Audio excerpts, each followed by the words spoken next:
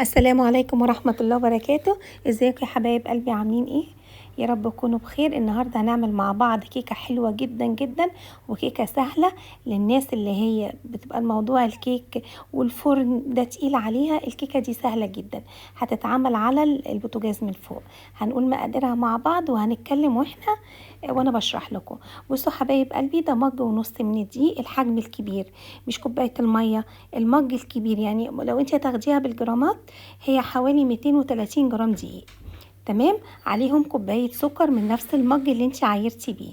عليهم ربع كوب من الكاكاو. طبعا احنا عارفين ثوابت ان انت بتنزلي المواد الجافه مع بعض. طبعا دي يعني ذره ملح، مش هننسى النقطه دي. تمام يا حبايبي. بصوا يا حبايب قلبي، الكيكه دي ما فيهاش بيض، وده احلى حاجه فيها للناس، لان في ناس طبيعتها ما بتحبش الكيك، ما بتحبش ريحه البيض في الحلويات. الكيكه دي هتبقى مريحه ليهم قوي. انا هنا حطيت معلقه شاي من بيكنج صودا. انت لو رحتي عند العطار عشان تجيبيها، لو قالك يعني ايه بيكنج صودا قولي له انا عايزه كربوناتو، ده الاسم الدارج هناك.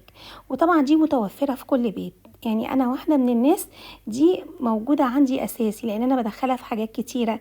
بدخلها في العجن، بدخلها في تنظيفات البيت. هي حاجه مفيده جدا ولازم تحتفظوا بيها في البيت.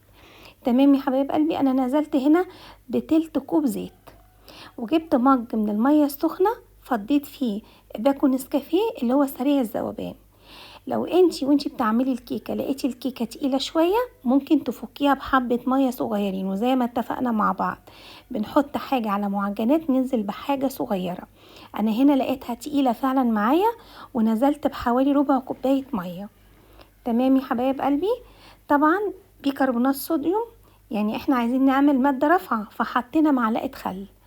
حتى انتي بتلاحظي لما بتحطيها وانتي بتنضفي وبتحطي، اديني اهو حطيت معلقه الخل، بتلاقيها ان بتعمل فوران كده، بتتفاعل. ده هيديها ماده رافعه، واحنا حاطينها على البوتاجاز من فوق. طبعا الصينيه دي طاسه، مش صينيه، دي طاسه مقاس 25 او 24. دهنتها بماده دهنيه ونزلت فيها بالكيك. تمام. انت عايزه تحطي في الكيك ده فانيليا حطي، هو كده كده انا ما حطيتش، لكن انت بتحبي نكهه الفانيليا حطي اضافه من عندك، لان هو ما فيش بيض. تمام يا حبايبي. طبعا دي بتحتاج صوص شوكولاته.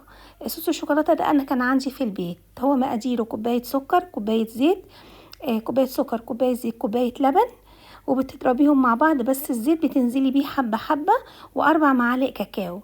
انا كان عندي في التلاجة، انت لو حبيتي اعملي. بصوا ما شاء الله ما لزقتش ولا اي حاجه، وخدت مني 30 دقيقه على البوتاجاز من فوق.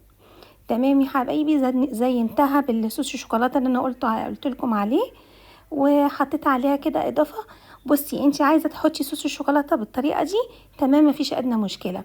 عايزه تحطي لها ربع كوبايه لبن تزقيها كده بيها بعد ما تخرميها، تمام، مفيش ادنى مشكله برضو للناس اللي بتحب الحاجه طريه زي الجاتو.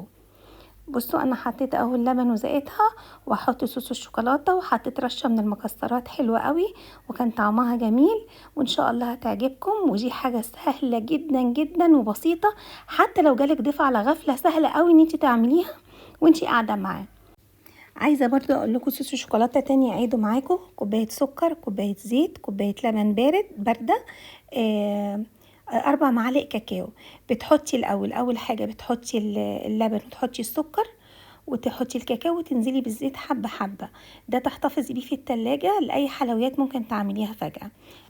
اما بقى بالنسبه للتوبنج ده حاجه ترجع لك انتي. انا كان متوفر عندي مكسرات حطيت، انتي عايزه تحطي سوداني مجروش، تحطي فورماسيل، ودي حاجه ترجع لك. ان شاء الله اشوفكم في فيديو جديد.